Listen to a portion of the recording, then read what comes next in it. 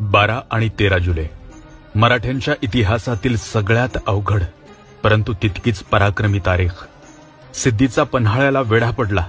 महाराज अडकले. बाहेर पडण्याचे सगळे मार्ग बंद झाले. योजना तयार झाली. महाराज बाहेर पडले. पण यात हुबेहूब महाराज दिसणारा शिवा काशीत पडला. तरीही मराठे विशाळगडाकडे कूच करत राहिले. महाराज आणि साथीदार घोडकिंडीत पोहोचले. पण शत्रू अगदी हाकेच्या अंतरावर येऊन ठेपला होता.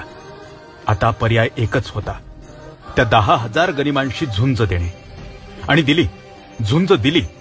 बाजींच्या सांगण्यावरून महाराज निघाले. पण याच खिंडीत अवघे 300 ते 600 मावळे लढले.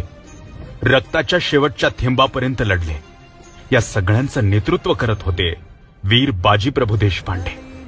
बाजींची तलवार वाऱ्यासारखी फिरत होती. बाजींचे कान विशाळगडाकडे लागले होते. आवाज झाला. महाराज सुखरूप गडावर पोहोचले. पण बाजी पडले. अनेक मावळ्यांच्या रक्ताने नाहून निघालेली घोडखिंड अखेर पावन खिंड झाली.